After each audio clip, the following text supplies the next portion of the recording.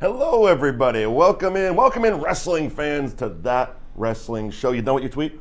No, I'm still working on it, but we'll get there. Finish your tweet. I'll start us off. Hello. It seems like it's been a while. It's been about a month since we've been here live on NESN, but we are back, and we have a jam-packed show for you. I am Mike Wendt. You NESN viewers would know me from Wicked Bites every Saturday morning at 9:30. With me in this chat about the Graps, Liam Stryker. Yes, I'm Liam Stryker of the New Age Insiders. I am happy to join you. Well, thank you. You can follow us on New Age Insiders. We got all sorts of nonsense going on. Go ahead, finish your tweet. Yeah. Because today we are talking about a jam-packed weekend for wrestling fans.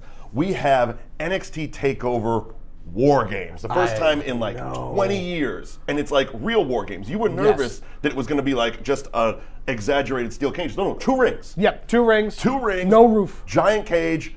War Games. Old school War Games is back in a new school era. I absolutely love it. Plus, probably one of the most exciting pay-per-views of the year for me. And not because I'm a huge Survivor Series fan, right, but because of the way they've built this show.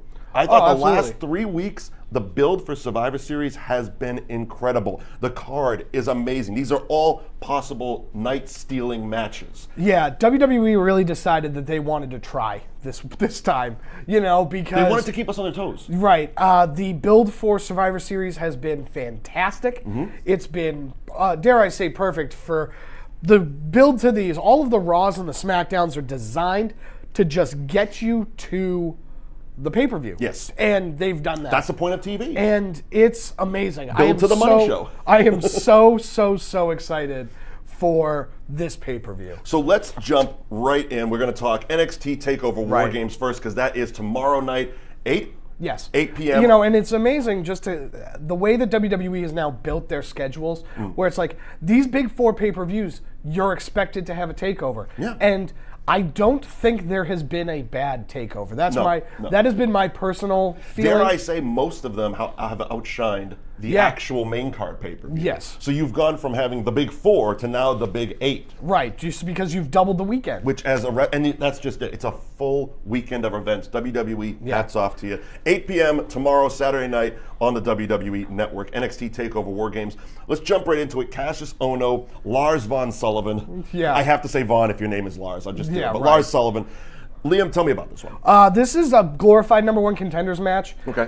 For somebody who came back to such fanfare in Cassius Ohno, he was in WWE, he left, went back to being Chris Hero, basically made all of the money and all of the popularity on the indie scene as Chris Hero. WWE said enough of that nonsense, get back here, so he's back, and they haven't used him to the best of his ability. He is one of the most phenomenal workers, which is very weird because he doesn't look like he should be as agile as he is. He looks like Duke the Dumpster Droese. He does. He looks like somebody I'll be honest, he is a fantastic worker. Right. I cannot stand those basketball jerseys. Yeah, that's the worst. I think his whole gimmick is terrible. Right, and that's a WWE product because he just wrestled in the trunks on the indies. And it's he was just a fat guy throwing elbows. Right, he was a fat guy rolling elbows, and everybody loved it. You know, shout out to his tag team partner, JT Dunn. Yep. He's still wrestling on the indie scene. I hope you get well. He injured his leg, and so he's going to be out for a while. Now, correct me if I'm wrong, because I don't go to a lot of indie shows, but I've seen a few. Yeah. And if I'm wrong, the internet, you know what? You can come tweet at me at Mike Wendt. Right. Were they the elbows of death or something like that? Death by elbow. Okay, so I was right. Yeah, you were close. Indie cred, hashtag. Yeah, death by elbow. The funniest thing is like I saw them in Providence at a Beyond show. JT Dunn is phenomenal, and his whole gimmick was basically like, I'm Chris Hero too. And so he was kind of like when Zack Ryder and Curtis Hawkins did it. Yeah, right. When they were Edge. Yeah, when they were both Edge. Yeah, kind of the same thing.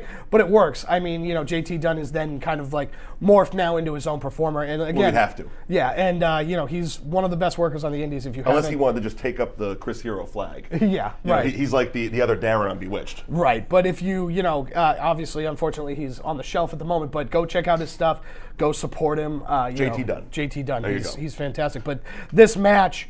He is, you know, it's a glorified #1 contenders match, and I don't think WWE has given Chris Hero or Cassius Ohno the ability to kind of shine. in the way that Chris Hero is allowed to shine. So hopefully they'll let him kind of go for this one, and hopefully Chris Hero comes out on top. Lars Sullivan, you were telling me off air that he's almost kind of like the NXT version of Braun Strowman. Yeah, he kind of is. He looks a lot like a troll person. Big, jacked up, undefeated dude who just wants competition. Yeah, he just wants to hurt people. Okay. I like him already. He looks like that way that like Bruno Sammartino looks, where it's like, you look like a man who was just like wrestled and grappled. He is basically the stereotypical person of I pick things up and put them down. Right. He lifts heavy cinder blocks. Right. You know? He looks like the monster that is in some sort of Russian gulag.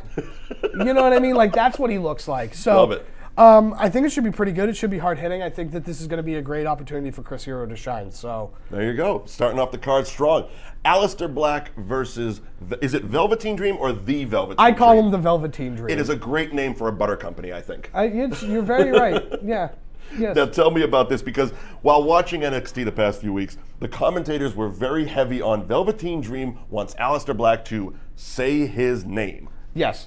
What is that? First of all, I love Aleister Black's gimmick. Yeah, I love the punk rock vampire. I love how much punk rock is in NXT. Yeah, like, I think that is so great of a contrast to WWE. Yeah, they've definitely made a conscious shift to that, like, alternative. We'll get to Sanity, but I think Sanity has one of the best entrances in all professional wrestling. Yeah, they're great. But tell me about this match. The Aleister Black is undefeated, and he's the biggest thing in NXT kind of at the moment. Okay. But Velveteen Dream is basically like 1999 Goldust. Okay, so androgynous. Androgynous, very kind of sexual, at least having sexual undertones. So he's a sexy character for NXT. He's a very sexy character. I mean, this is, I think, as close as they would allow somebody to get to. In 2017. Yeah, in 2017. He's like borderline transsexual. Okay. You know, so it works. They're dipping their toe in, but they're not jumping in the pool quite yet. Right. They're not going full Goldust coming out in a gimp suit. Gotcha. Yeah, you know, but that's kind of the underlying tone of this What kind of match. a worker is Velveteen Dream? Velveteen Dream, he's kind of fast-paced. He's very kind of tall and lanky, so he kind of wrestles a lot like Aleister Black. Okay. If you were to compare him for the casual fan, if you were to compare him to a main roster person? I would say Goldust. Okay. I would say similar to Goldust. Because Dustin's he's a tall, lanky dude. He's kind of a tall, lanky dude. He, can kind of hit those power moves, but it's kind of built more on speed. Hashtag DDP Yoga. Yeah, hashtag DDP Yoga, you know what I'm saying? Velveteen Dream, he's awesome. He is awesome. And I think that giving him the ability to kind of showcase against Aleister Black, I don't think Aleister Black is going to stop his momentum, but it gives Velveteen Dream a great introduction. Aleister Black comes across as a very dangerous man. He is. He's a very violent individual. He's a weird vampire person. I love, again, a great entrance. Yes. Just the leaning up thing, the vampire lean up is fantastic. Yeah. Between Aleister Black, though, and Ember Moon, I wish that they would just go all in on it. I am so an Ember Moon fan. Ember Moon should be a werewolf. You know what I mean? Like, you've set the table that Finn Balor is sometimes a demon when it's important. When it's convenient. Yeah, when it's convenient. So Aleister Black should just be a vampire. Yeah. And Go Ember full Moon, on Kevin Thorne. Yeah, and Ember Moon should just be a werewolf. Where it's just like, this is a pay-per-view, so now I got to be a werewolf. Okay. It's a full moon. Who do you think's coming out? I think Aleister Black comes out of So this. he's not going to say his name. He's not going to say his name. Fair enough. We don't need to say his name. We just said his name for him. NXT Women's Championship. A very cool match. Kairi Sane, who won the Mae Young Classic. Peyton Royce. Ember Moon, who I am a giant fan of. I think every time I see Ember Moon, she gets better than the last time I saw her. That's absolutely true. And another one of my favorite women wrestlers, Nikki Cross. Yeah, Nikki Cross is fantastic. I think that she is my favorite to win this thing. I think that... Is it time for Ember Moon to move up? I think it's time for Ember Moon to move up. And I don't need her to win the NXT Women's title to move up, but I think that this is her goodbye. Okay. I think this is her actual goodbye. I kind of was watching the build up to this match. I kind of felt the same thing, and I'm ready for it. I was ready for it 2 takeovers ago. I'm like, get this woman to the top. Right. We'll get to it when we talk about the actual Women's Survivor Series match. But there's a spot on SmackDown now on that team. Yes, there is. And I think that there's 2 people that could potentially fill it. I think we're Ember Moon or Paige. We're parking our cars in the same garage. Yeah. Right. So I think that putting the NXT title on her, plus she doesn't need it. We don't need her to have it anymore. Let Kairi Sane, Peyton Royce, and Nikki Cross kind of carry the rest of this division. And they also have an influx from that tournament. Right. So there's a lot of women that are just like scratching at the door ready to get in. Right. There's a couple of dark matches that are on this card that we're not going to see. It might be for NXT TV. Sure. But they're a lot of women. There are a lot of good women. So let them. I love the Mae Young Classic. It was great. Out of all the classics that they've done, they did the UK one, they did the Cruiserweight one. Yep. I was fully engrossed in this one. I'm like, this is great. And not all the matches were 5-star classics. Right. But most of them were very entertaining. Yeah, they were. There were. I think the lower end of the matches kind of suffered a little bit in terms You're of. You're gonna get that though. But the finals were great. The final 4 women, that was great. I mean, I was hoping for Tessa Blanchard to win, but that's just me. Yeah. They can't just book for me. Come on. Moving. So, okay, who do you think? Who's your final prediction on that one? I think Nikki Cross is going to come out. I'm agreeing with you on that one. I'm hoping at the very least, because again, I love the character. I love that she's part of Sanity, and I just love that whole gimmick. NXT Championship. Drew McIntyre versus a guy I always butcher his name, Andre Cien Almas. Yeah, Almas. Okay, I've been practicing. Right. I think this is just interesting storytelling the last few weeks on NXT. Right. I just think that these are the only 2 people left, if that makes sense, in the NXT men's division, because everybody else is moved on. They've either moved on or they're in the War Games match. Because the real person that should be facing Drew McIntyre is Adam Cole. Adam Cole, baby. But he's doing something else. He's in a big match. Yeah, he's doing something else. So you can't have him do it, and then there's nobody really else except for Aleister Black, Cassius Ohno, and Lars Sullivan. Those are the only other guys, and we got to they're engrossed in their own stories. So while Andre Cien Almas, you got to close one door before you open another one. Right. Cien Almas isn't bad. I think he's a fine worker. If you went to the NXT house show that was in Lowell last month, you would have seen this match. This was the main event. It was good. It was a good match. They worked well together. It was very fun. I like this heel Almas gimmick that he's been going with. So he's been doing a great job with it. So I think it's going to be a fine match, but I don't expect any surprises. It feels, the Almas gimmick, it feels almost like a cross between a Del Rio and a Carlito. Yeah. Kind of melded together. Well, a little bit. Where he's not quite the aristocrat of Del Rio, but he dresses very nice, but he's more like that. He's sexy. Okay, another sexy character. I gotta love NXT and their sexy characters. Yeah, they're sexy. So who do you think's coming out of it? Drew McIntyre the champ, or? I think Drew McIntyre. He's gonna hang on to it for a bit? Yeah, because I think he loses it to Adam Cole. At the WrestleMania takeover? At the WrestleMania takeover. That'd be a good one. So, a hell of a match. Yeah. War Games. Or the Rumble takeover. Let's get to War Games. 20 years since we saw War Games in WCW. Right. Dusty Rhodes created it, as they've spotlighted many times on NXT TV. It's one of the coolest ideas for a match that has never seen modern day. Yes. I love War Games. I love watching War Games. I've watched all of the War Games on the network. I wasn't even a WCW fan. Like, when the wars started, I picked my side. It was not WCW. Right. But War Games was something I was like, that's good. They cool. win this round. It's so cool. They win this battle. I do think that it's frustrating that the reason why we haven't done it is purely monetary, right? Because you take away so many seats with the 2 rings. So it makes sense as to why you haven't done it yet. Sure. But to a point. But I do like when they naturally build to things and put those matches in the things that they've built. Right. You have 3 huge teams. They all should be in a Hell in a Cell type structure. Sure. I also love that War Games is going to be the NXT equivalent of a Hell in a Cell. Sure. Maybe you don't see a traditional Hell in a Cell, but every now and then you see a War Games. And that will be cool. And again, Triple H just cementing his legacy as the fans' favorite booker. Right. Funter is the best. Could he do no wrong? Yeah, Funter is my favorite. Funter? Yeah, he's Fun Hunter. Oh, Fun Hunter, I get. Oh, so on NXT he's Fun Hunter. Yeah, on the main roster he's a bad guy. He's the Latin king.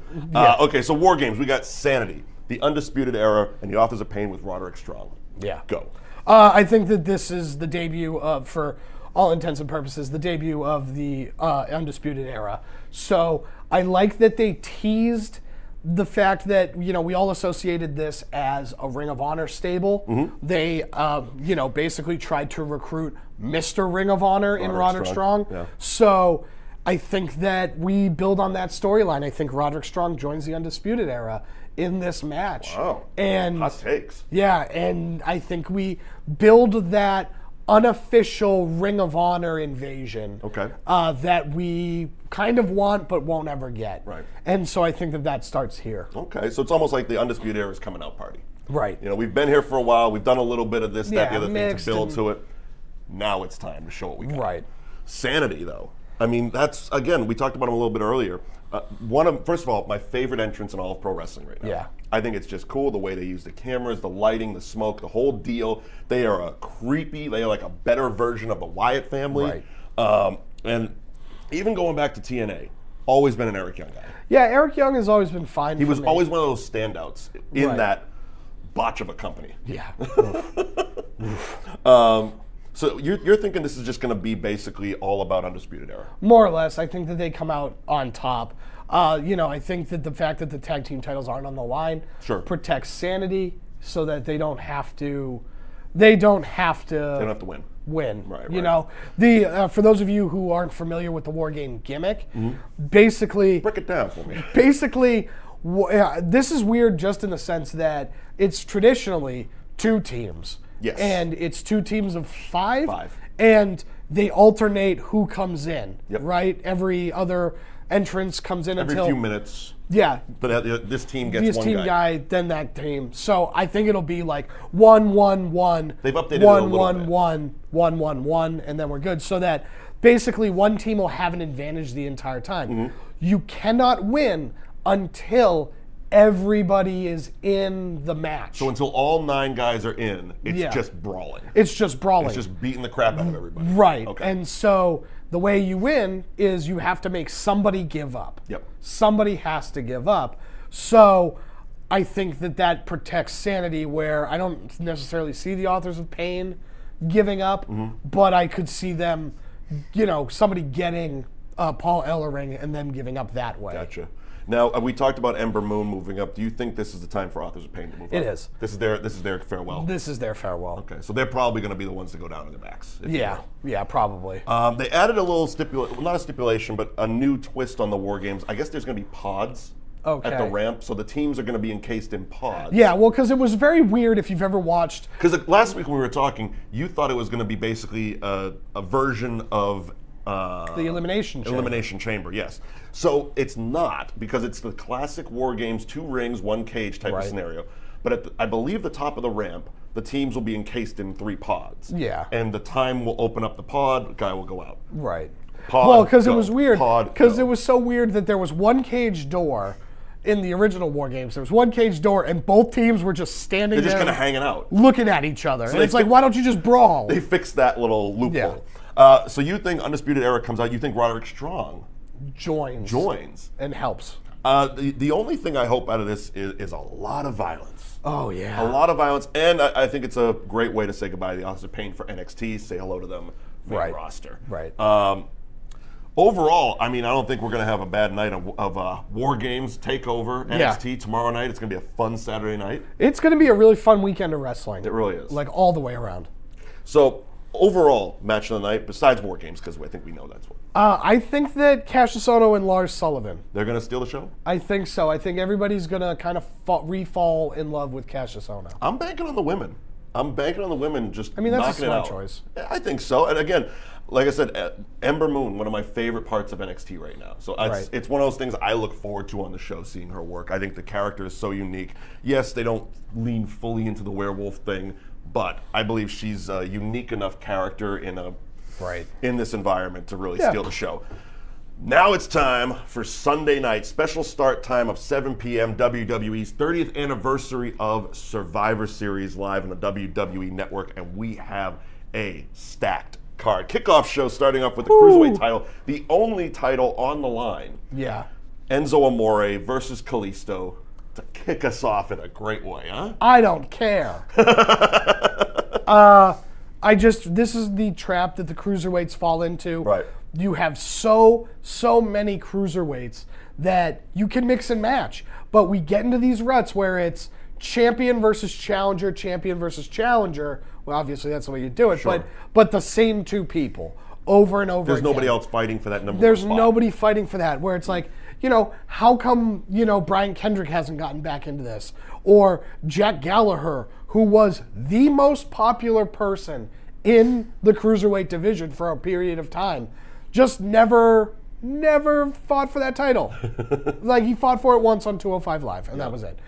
So that's the trap that WWE falls in. I think as far as Jack Gallagher, he went heel almost the same time Enzo joined. Right. If he had stayed babyface for like 2 more weeks, he might be the guy we're talking about. Right. It's frustrating just watching that whole division kind of get mismanaged. How does Gulak play into this? I don't know. It's like his buddy, but nobody really likes Enzo. Yeah, but is he going to cost Enzo the match? Probably not. No? I think Enzo's going to win. Okay. Yeah, I don't. No shenanigans from the guy holding the sign? No, I don't think it's shenanigans from the guy holding the sign. Fair enough. Let's move on to the actual show of shows. WWE Survivor Series, we're starting it off. It's all going to be SmackDown versus Raw, and very cool way they did it. Champions versus champions. The card has changed like 3 times this week alone. I know, it's been amazing. Awesome build-up. Tag team champions, The Bar versus the Usos. This is going to be, these are 2 of the best teams in wrestling today. Right. Just brawling. Well, this is the best part. I think what the Usos proved with New Day at the last pay-per-view when they tied them up, and it was violent for the sake of violence. Right. There's a lot of like weird torture angles going on there. Yeah, there's a lot. Ooh. And that plays right into Sheamus and Cesaro's wheelhouse. Right. The whole thing about this entire pay-per-view is you maximized it. You maximized the roster that you have. Oh my God, yeah. And you maximize the talents that you have. Because with the exception of Kevin Owens, who I think plays a huge factor in the main event, he's the only person that isn't on this card that should be. Yep. But again, I think that's more storyline driven than it is performance based, if that makes sense. No, it absolutely does. So that plays into the overall arching storyline of SmackDown. We'll get to the SmackDown end of things. We will. But or the Survivor Series match, but The Bar versus the Usos, I was excited when it was Usos versus the Shield. But this is a better match, I feel. But this is a better match, especially knowing what the Shield are going to do later. So I think that you maximize this tag team title match. I think this is going to be great. It's going to be hard-hitting, fast-paced, and athletic. Absolutely. And that's what you look for. I agree. The Miz versus Baron Corbin, the Intercontinental Champion versus the United States Champion. It was almost Sin Cara, if anybody was going to believe that. Nobody cared. But I think, again, The Miz proving himself to be an unbelievable character, a fantastic addition to Raw, and just the war of words they've had on social media has really built this up. And I'm not a huge fan of WWE building stories on social media, except in situations like this where it's 2 shows going back and forth, because it's hard to build this type of a pay-per-view on each show. Yeah. Without just going, like, again, all-out war. Yes. Which I loved. That's the underlining thing about this whole thing.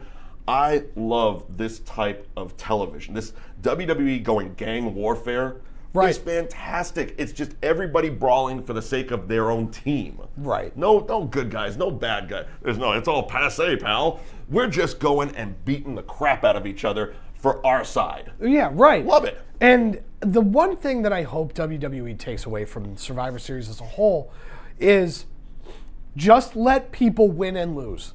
Because Finn Balor versus AJ Styles, somebody just won and somebody just lost. Yep. And nothing changed. Right. Nothing changed. We didn't look less on AJ Styles because he lost that match. No. So having the, Miz beat Baron Corbin doesn't make Baron Corbin less of a champion. Okay. Right? And it doesn't make everybody look upon him less. Just don't have it be in the one that I'm going to talk about later is the Brock Lesnar versus AJ Styles match, where it's like, the only answer is don't let Jinder Mahal cost AJ Styles this match. AJ can lose to Brock Lesnar, and that's okay. Yeah. Just don't have Jinder Mahal cost him the match. We're skipping ahead. Because that is the wrong answer. And so, The Miz can just beat Baron Corbin. Look, I turned into a Brock Lesnar fan all of a sudden. I know, it's very weird. The Miz, Baron Corbin, who do you think is actually going to win? I think The Miz is going to win. So the Miz Taraj is going to overcome the Lone Wolf. I think so. Okay. I think so. Okay. The women's match, again, one that changed just this past Tuesday. Oh, yeah. And for the better, in my opinion. While I love Natty, and I think Natty is one of the best workers we've had in this company, Charlotte Flair, I've said it many times, my favorite performer in WWE is Charlotte Flair. Yeah, I'm a little disappointed that this match has happened so soon because I wanted Alexa Bliss and Charlotte to keep as far away from each other as possible. You've said that many times, but it's been almost a year. It has been. This is the two best women you have. Yeah. These are clearly they're the champs. Yeah, they're the two best women you have right now. You know, with all respect to Asuka, right now these two are it. And total package, performance-wise. I can't wait. I can't wait to watch this match. It's going to be great. Now, to me, it seems like a shoo-in for Charlotte to win. I think so. This is just another notch in her legacy belt. But, and here's a little wrinkle, because we have a little opening in the women's match, which we'll get to in a couple of minutes. Is this where we see somebody come back and cement themselves on one of the two shows? Are we talking about in the championship match? In the championship match. I think if we're going to get any sort of screwy nonsense, it's going to be Carmella. She's going to she's going to inject herself. That'd be an interesting way to cash in. Yeah. Okay. I was going a different direction, but now you said that, and I actually changed my thought train. So you think Charlotte? I do with possibly a Carmella cash in. I do. Point. Okay, fair enough. I like it. Here is the one that we talked about a little bit earlier: the Shield versus the New Day. Again, a match that came just this past Monday, I think. Yeah, it came last week. Monday. Monday, they were like, this is official. So okay. The Shield versus the New Day. This is great. This is like very similar to when in the first Shield run, when all of a sudden they were going to attack John Cena and CM Punk, and the Wyatts showed up to attack John Cena and CM Punk, and they had this very, very weird no, I'm going to do it.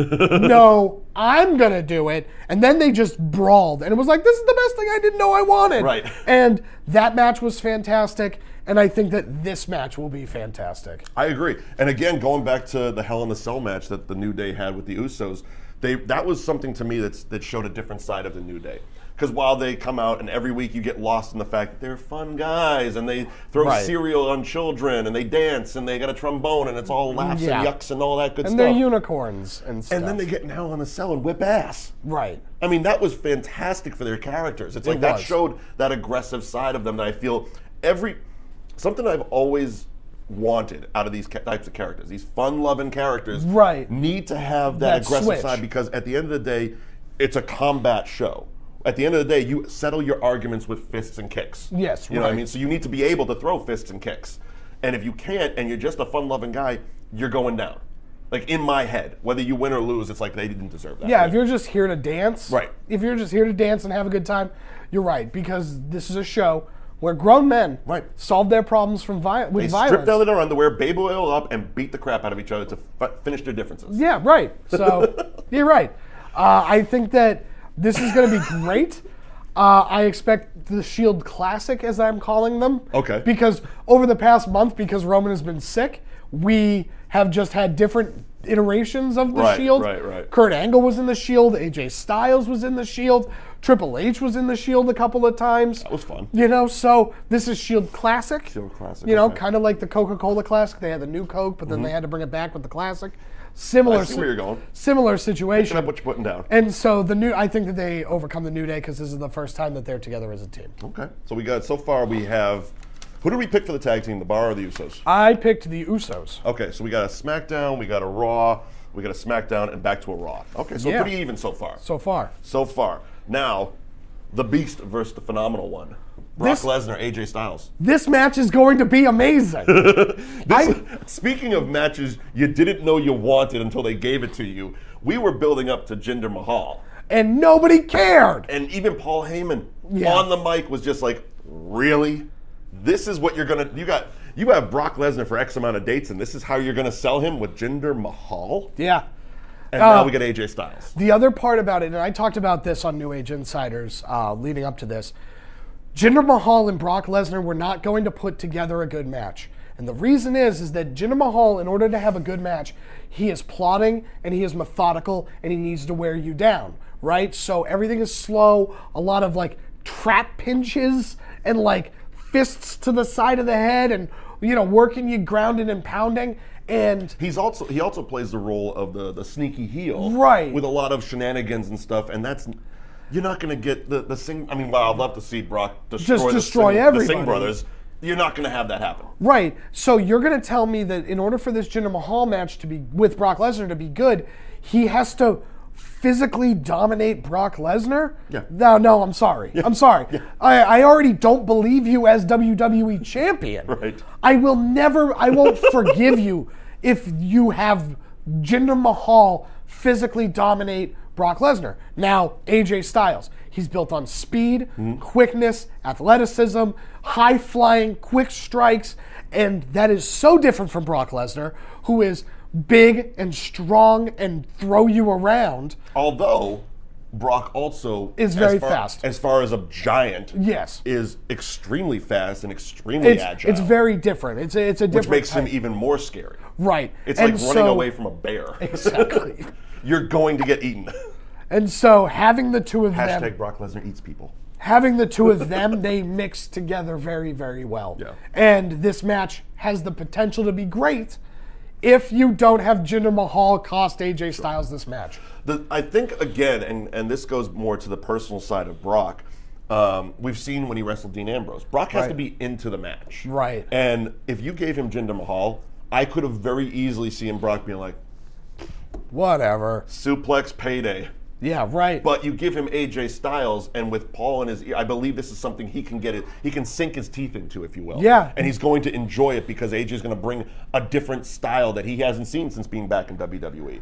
It's going to appeal to that athletic UFC style that he's all about. Right, and it's going to give him an excuse to do more than just suplex. Right. Now, granted, we could be completely wrong, and this could take 3 seconds. Yeah, right. Brock Lesnar, I don't know how much he cares about his legacy, but this match could help cement his legacy as one of the greatest of all time. Yep. Right? Because he wrestles a very specific style of match, yep, but having that specific style of match with somebody with the caliber and fan love of AJ Styles could shift everybody to being like, yeah, no, Brock is one of the greatest to ever do it. And your ultimate prediction of this match, besides greatness? I think AJ Styles is going to win. Really? Yeah. Shenanigan free? Shenanigan free. I like it. I like it. I think I'm going to disagree with you, though, and go with Brock. I know. I figured, so that's why. I'm going to go with Brock. I'm going to go with AJ. You can, no matter how much you I can... don't really believe it, but I'm going to go with AJ. No matter how much I thought you were turning that corner on Brock. Oh, I think Brock should win because if we're still going to get to that stupid match with Brock Lesnar versus Roman Reigns at WrestleMania because Roman has to be the one to beat Brock Lesnar, sure, then yeah, Brock should win because he shouldn't go in having lost. That being said, give the win to AJ Styles. Okay. You convinced me, but I disagree. That's fine. Now we're going to get to the first traditional Survivor Series elimination match. The women's side of things, Team Raw, which is captained by Alicia Fox with Nia Jax, Asuka, Sasha Banks, and Bayley, versus Team SmackDown, captained by Becca Lynch with Naomi, Carmella, Tamina Snuka, and potentially somebody else. Now, we kind of teased it a little earlier. We're talking about NXT. I think we're parking our cars in the same garage. Yeah. I think we both believe it's either going to be Ember Moon or returning Paige. Yeah, I think that it could easily be Natalya. Could easily be, but I think this has been they've been doing so well with building this pay-per-view as an anything can happen. The card can change at any moment. Right. Ember Moon would be great to see. She would get a reaction. Paige would blow the roof off. Correct. And I think that's why it's going to end up being Paige. I'm fine with it. She's been backstage. She started working out at WWE Performance Center. So all of the signs point to she's going to return at SmackDown. Also, she should be on SmackDown because SmackDown needs the women more. They do. So Derek actually on our Facebook Live has a great prediction. Nikki Bella. Yeah, Nikki Bella is another one where if she wants to come back, this would be a great spot for her to come back as well. Now, would this be a spot? Who was it that I was just about to think of and just drew a complete blank? We're live, pal. Terrible, man. All right, forget it. Moving on. Who do you think's going to get it? I think Team SmackDown. I think whoever the TBA is going to be the reason they win. Oh, I remember what I was going to say. Oh, fun. Because I've seen her, because I follow her on Instagram, and I've been seeing her training. Caitlyn. Oh, Caitlyn would be a fun one. I would love to see Caitlyn come back. That'd be cool. Just for one more run. You know, just one quick little thing. You know, she didn't get a fair shake the first time. She was in a weird division. I think she was a better performer. And I mean, she doesn't even look like Caitlyn anymore. If you follow her on Instagram, looks phenomenal, still athletically in shape as all hell. I mean, she's a fitness person. Right. So, but yeah, she's been showing stuff, doing some in-ring training in California. Oh, interesting. Maybe a little Caitlyn in there. Ooh, that's a good one. I'd be good for her. I'm a Caitlyn fan. I dig it. So what'd you say about the... I think Team SmackDown. Team SmackDown. Who's going to be a sole survivor or multiple survivors? It's at least going to be TBA. So whoever TBA is. The anonymous. Yeah. Okay. So sole survivor. I think that it might be... TBA is the sole survivor. I think it might be like Becky Lynch and TBA, but that would be... That's who it is. Yeah. I don't... See, I'm leaning more towards we've been talking about it for months. Right. This is the time to put Nia Jax on that pedestal. Right. And I see Nia Jax possibly with Asuka. Yeah, I mean, this would be interesting because, like, we've seen Nia Jax lose before, so... It never looks good. It never looks good. Nia Jax tapping out to Becky Lynch, I'm sorry, just doesn't look natural. Right. I'm going to be interested to see... Especially because the hold she does, the disarmer, right? Yeah. The disarmer, put on Nia Jax, it's like, stand up. Yeah. Stand up. Right. Just, you know what I mean? You're way bigger than she is. Becky Lynch is literally the size of her arm. Right. Stand up. Yeah. It'll be interesting to see if Raw loses, if Raw is to lose, how they eliminate Asuka. Because she has that undefeated streak still going. Mm-hmm. And so... But there's always these loopholes in these matches. Yeah, because she needs to be eliminated for them to lose. True. So at some point she has taken a pinfall, or the only way it would work is if she got disqualified. Gotcha. But I wouldn't be surprised if Asuka beats the bejesus out of everybody. This also has an interesting dynamic that we really haven't seen. Nia Jax and Tamina Snuka on opposite sides. Yeah. That'd be fun. Couple of bruises. Couple of bruises, Samoan women. Broads just knocking each other around. So you're going Team SmackDown. I'm going Team Raw. We gotta do like a pizza bet or something on this stuff. Very fun. I like pizza bets because I like pizza. I don't have a good tracker with pizza bets. So I think I got a good chance at this one.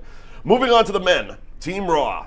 Captained by Kurt Angle with Braun Strowman, Finn Balor, Samoa Joe, your boy Triple H. Oh my God. The Latin King of Kings. Look, here's the thing. All right. I was very, very disappointed when they announced that it was going to be John Cena on the one side and that Jason Jordan was going to be the other guy to like replace the last spot. And I was like, look, I don't want to actually say it should be Triple H, but I was thinking that it should be Triple H because Jason Jordan is not Triple H and he's not that good. So he should be replaced by Triple H. Then for Stephanie McMahon to just be like, Kurt, you're screwing up. You're screwing up. You're being dumb. We need to have somebody else. And then Triple H just comes out and goes, I'm the last Survivor Series team member for Team Raw. And then he just pedigreed Jason Jordan. And I was like, yay, we're here. Last Monday night, that entire Jason Jordan crying, my daddy, that whole thing, all I'm sitting doing, I want a live video of Liam because I knew what was going to happen. Oh, it was very close. It was very close to the Jason Maltov Goldberg It's Happening. Which I was there live for. I videotaped the entire 8-minute ordeal. It is, woo. It's classic. Go to YouTube. Find that one. Yeah, ask me. I'll tweet it out. It's a ton of fun. Actually, we should do it after the show. Go to @LiamNAI. Yeah. Find that video. Oh, it's amazing. Team SmackDown. We haven't even got there yet. Yeah. Captained by Shane McMahon with, as you said, John Cena, Randy Orton, Shinsuke Nakamura, Bobby Roode, the glorious Bobby Roode. Yeah. This went from, like you said, a match I really wasn't thrilled about. Jason Jordan just brought that match quality so far down. Nothing against Jason Jordan as a worker, but in a match with this caliber of talent, it's a sore thumb. Yeah. It's a sore thumb.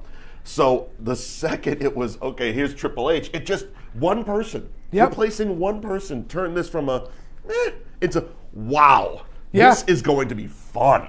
The only person missing is Kevin Owens, but I think that he is going to be integral to the finish of the match. I see Jason Jordan getting into it. Yep. I see Kevin Owens and Sami Zayn getting into it. Right. I see this, this 10-man match turning into a 13, 14-person schmoz of shenanigans. Yeah.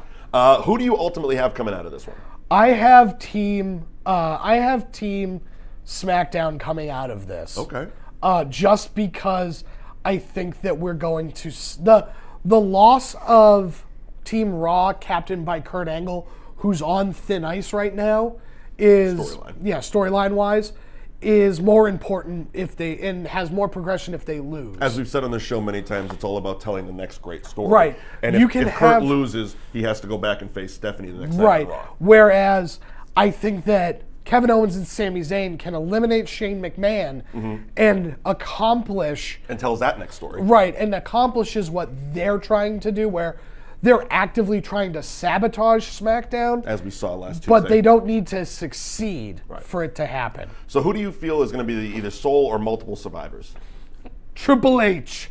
No. He loses. He loses. You just said he's losing. I think that it's going to be... You can't have it both ways. It's going to be John Cena and Shinsuke Nakamura. Yeah. They're going to be the sole survivors for SmackDown. Really? Yeah.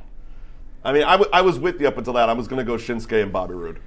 Yeah, I don't think... Bobby Roode's good, but I think he's the first one out for that team. I think he needs it. I think Randy Orton's the first one out. Randy Orton's the survivor.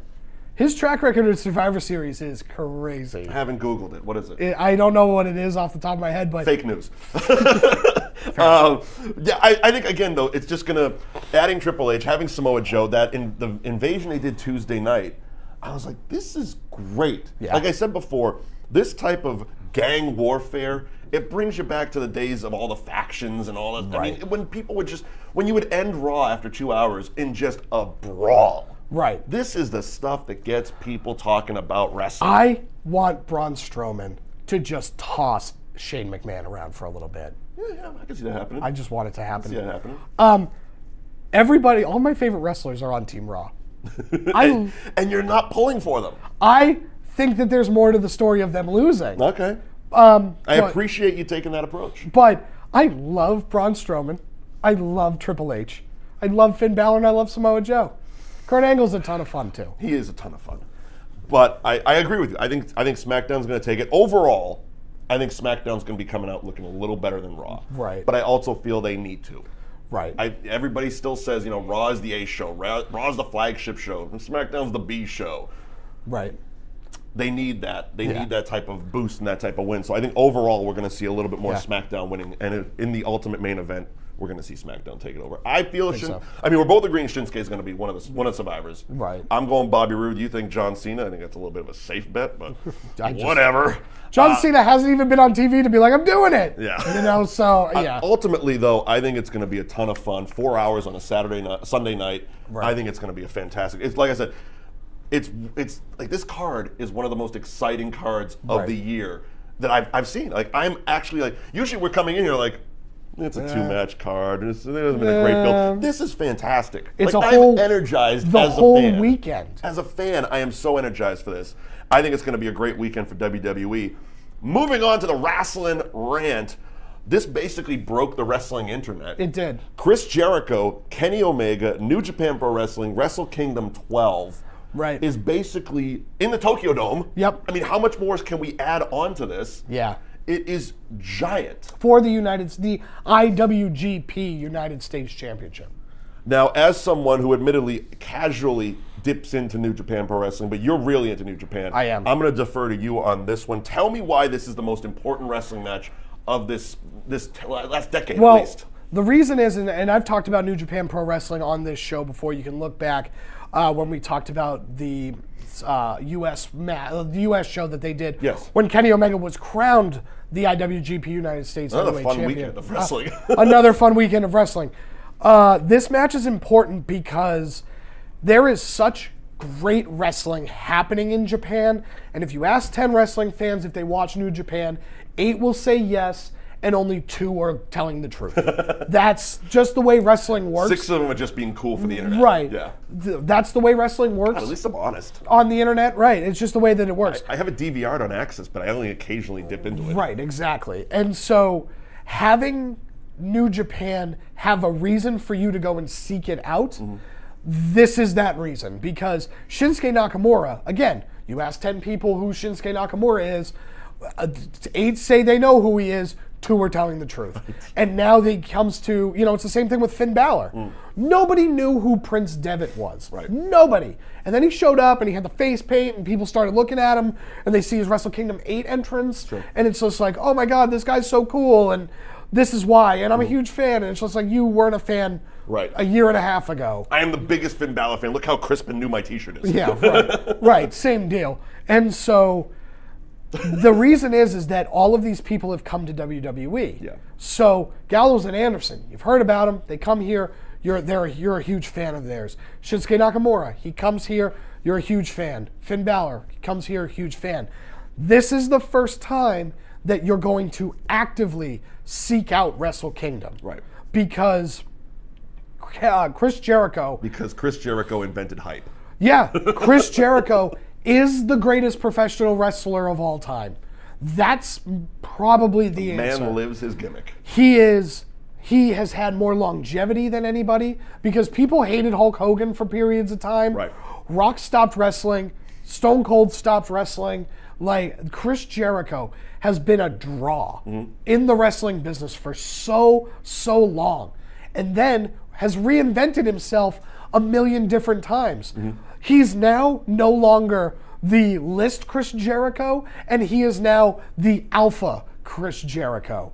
And it's insane that this man can reinvent himself in that way. I think that's the biggest testament to Chris Jericho. Right. Because over the years, that has been what he's done. Every time he's come back, while it's still Chris Jericho, it's not that Chris Jericho. Right. So you got to relearn who this character is and what he's trying to accomplish. And each time, it's been the best thing on TV. The list, the Kevin Owens, the Festival of Friendship, fantastic. Everything. Must-see Heel, TV. face, he flips back and forth. It doesn't matter. And Kenny Omega, according to the wrestling internet, is the hottest act in wrestling. So now you have the hottest act in wrestling Let right me guess. now. Meltzer loves him. Yeah, he has a 6-star match. Kenny Omega is great. He is great. And Chris Jericho wanting to wrestle him is a reason in and of itself to watch Wrestle Kingdom. Sure. But this is just a great way to realize that there is wrestling outside of WWE. And there's great wrestling outside of WWE. If you're watching this live or you're watching this on Friday in Woburn at the Elks Lodge in Woburn, Chaotic Wrestling will be having tonight, Friday night, they will be having a show. Go and check them out. There is so much wrestling outside of WWE that is quality wrestling in the New England area. Beyond Wrestling. Beyond Wrestling is a great promotion where you'll see a lot of these independent guys that are on the national circuit come through. It's worth checking them out. So, an affordable night out. Affordable, fun night out. Right. You're going to go and spend $10 to $15 on a ticket, if that. And then you're going to watch a ton of awesome wrestling. There's going to be beer there if that's your thing, sure. And if not, there are certain promotions like a Chaotic Wrestling that are family friendly, so you can bring the kids if, they are into wrestling and it's worth it. And then watching something like a Wrestle Kingdom 12, everybody immediately wants to compare New Japan to WWE. That's it's a casual fan thing. It's a casual fan thing. Even I did it with what was it, Velveteen Dream? When I was talking, compare him to main roster. Most casual fans, the average viewer, only watch Raw and SmackDown. Right. And so it's not a better or worse thing because they're so different. Sure. And just to expand your horizon as to what wrestling is and what wrestling can be, and Chris Jericho is going to bring a lot of people to put eyes on New Japan. When is New Japan Pro Wrestling's Wrestle Kingdom? January 4th. It is January 4th every year. Okay. That is just the date that it is. That's Wrestle Kingdom. Whatever day that it's on, that's the day that it's on. Now, when it goes live in Japan, it is 3 o'clock in the morning. Okay. And I will be up. How would someone watch that? It is very simple. They have New Japan World. It is the equivalent of the WWE Network. Okay. If you have Google Chrome, it is translated. You can shoot it out to your TV. And you can shoot. Well, you can watch it right there, and you can shoot it out to your TV through AirPlay or Chromecast or whatever. If you have Chromecast, the app works. Okay. So it actually works better with Chromecast than it does with Apple TV. And it has the translation for you. And it has the translation. Well, all of their big shows have English commentary. So with our boy Cyrus, right? Yes. I think he does a lot of the smaller shows. JR Cyrus loves when I put him over on the show. JR, I think, might be doing this one He again. does the Access one, doesn't he? He does the Access one, and like he does Wrestle Kingdom. Yeah, he does Wrestle Kingdom. He did it last year. He'll likely do it again. Okay. And so 3 o'clock in the morning, January 4th. We know where to find you. Yeah, I'll be up. If I'm up, I'll probably join you. So follow us on Twitter, at Mike Wendt, at Liam NAI for Wrestle Kingdom 12, because it's going to be, like I said, the biggest match as far as wrestling fans are concerned in like the decade. Yes, it is. Now, what would you say? So we bring it back to WrestleMania or WWE. What kind of implications would this have? Could this potentially transfer over? For the Kenny Omega and Chris Jericho to WWE, yeah. Because Jericho, I listened to, he did an interview with Bully Ray and Larry Dallas on Busted Open Radio on Sirius. And he said he's got a great relationship with WWE. He's not currently under contract, but he has a great relationship, a very open door policy with him. Right. This isn't going to hurt Chris Jericho and WWE. And it shouldn't. They were arguing this might actually even help further this into WWE. Do you ever see something like what's the odds of Kenny Omega? There was rumblings at the last Rumble of Kenny Omega. It turned out to be AJ Styles. That same one. It was like 2 years ago. What are the odds of Kenny Omega ending up in WWE? I think that there's a possibility. I mean, he has the best shot of anybody on the current New Japan roster just because he's a native English speaker. So both guys from Winnipeg, by the way. Yes. Both Winnipeg guys. A little bit of trivia I learned from that interview as well. This is actually Jericho's first match outside of WWE since 1999. That is correct. That's a long run. That is huge. I mean, it's crazy that he's never done an independent show. Nope. He's never shown up at an ROH show. He's never done anything. But this is the first one. He's also doing the Jericho Cruise, which is always nice. But but this is the first match outside of WWE since he debuted in that fantastic fashion in '99. Yeah.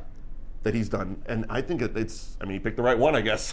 Right. I mean, he picked the right person. First match out, and it's literally the biggest match of the decade. It is. It is. And I think that right now, Ring of Honor and New Japan have this talent exchange program where they show up. The Bullet Club bounces back and forth. Okay.